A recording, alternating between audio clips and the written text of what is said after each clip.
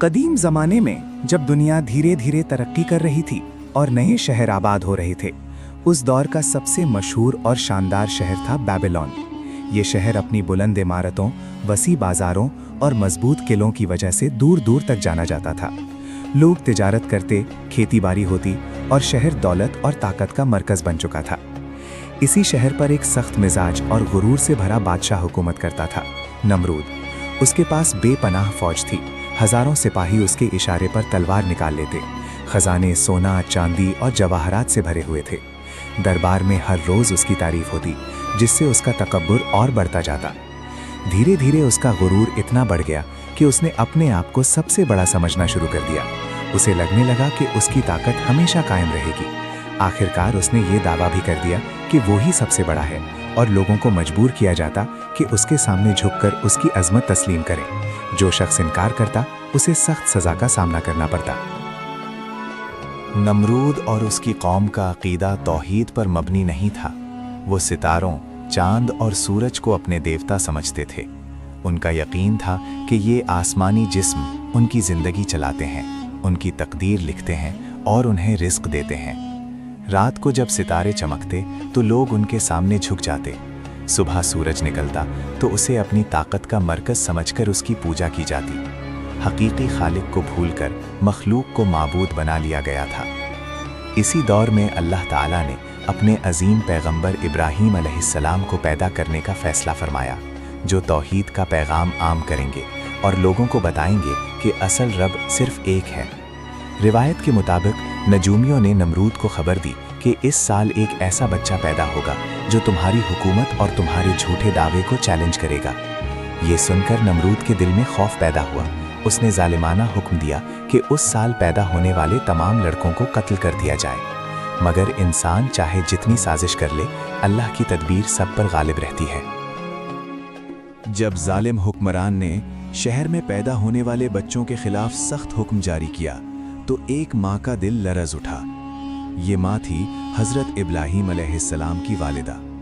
अपने मासूम बच्चे की हिफाजत के लिए उन्होंने उसे शहर से दूर एक तन्हा गार में छुपा दिया।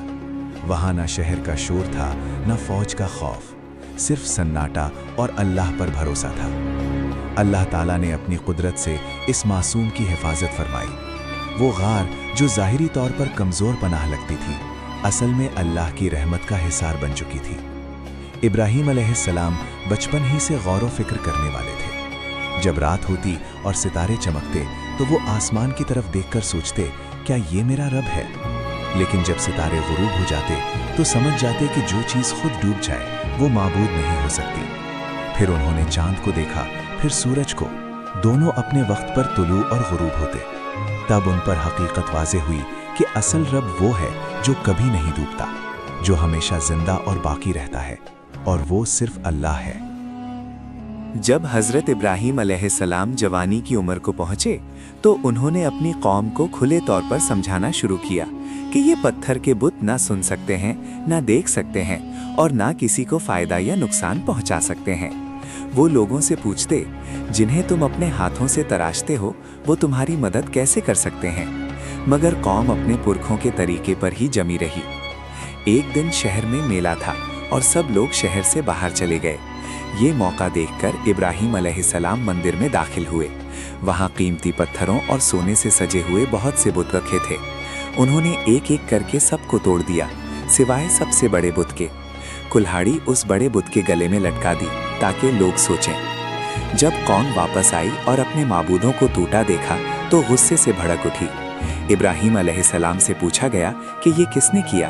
उन्होंने सुकून से जवाब दिया, इस बड़े बुत से पूछ लो, अगर ये बोल सकता है। लोग समझ गए कि ये बेजान है, लेकिन तकब्बुर ने उन्हें सच तस्लीम करने से रोक दिया।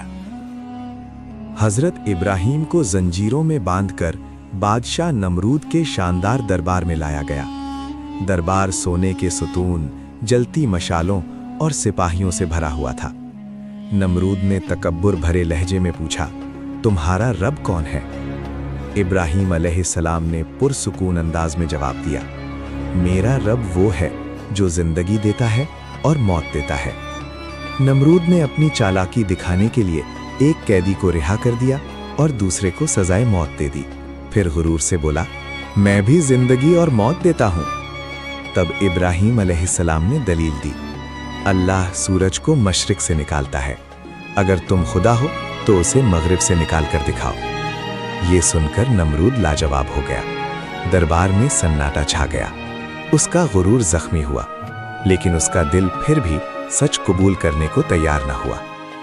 दरबार के मुकाबले के बाद नमरूद का गुस्सा और बढ़ गया।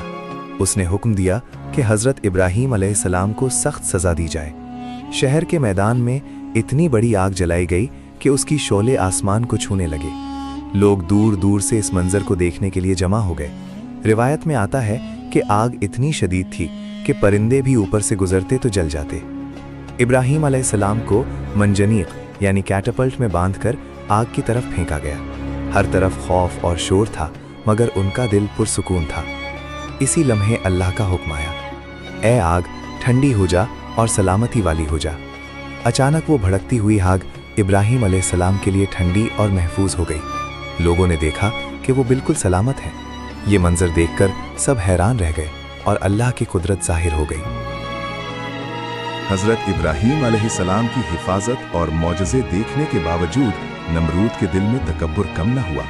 उसने अपनी हुकूमत, फौज और दौलत पर ही भरोसा रखा और सच को तस्लीम करने से इनकार करता रहा। उसे लगता था कि कोई उसका मुकाबला नहीं कर सकता। आखिरकार अल्लाह ताला ने उसके गुरूर को तोड़ने के लिए एक छोटी सी मखलूक को सबब बनाया, एक मच्छर। रिवायत के मुताबिक वो मच्छर नमरूद के सर के जरिए उसके दिमाग तक पहुंच गया। इस छोटी सी मखलूक ने उसे बेचैन और कमजोर बना दिया। वो बादशाह जो हजारों सिपाहियों का मालिक था, जो लोगों को डरा कर रखता था, अब एक नजर न आने वाली मखलूक के सामने बेबस हो चुका था। दर्द और बेचैनी के चंद दिनों के बाद उसकी जिंदगी का अंजाम आ पहुंचा। इस तरह तकब्बुर का सर झुक गया और अल्लाह की कुदरत सब पर जाहिर हो गई। नमरूद की कहानी सिर्फ तारीख का एक वाक़या नहीं, बल्कि हर दौर के लिए एक गहरी इबरत है।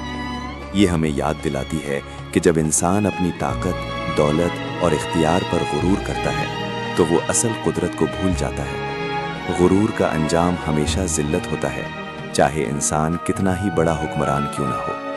हज़रत इब्राहीम अलैहिस्सलाम ने हमें दिखाया कि हक़ की आवाज़ को ना तलवार दबा सकती है और ना आग मिटा सकती है। सच को जितना भी रोका जाए वो अपनी रोशनी फैला कर रहता है। तौहीद का पैगाम हमेशा जिंदा रहता है, क्योंकि वो अल्लाह की तरफ से होता है। ये कहानी सिखाती है कि इंसान की ताकत महदूद है, लेकिन अल्लाह की कुदरत लामहदूद है। असल कामयाबी तकब्बुर में नहीं, बल्कि सच को पहचान कर उसे कबूल करने में है।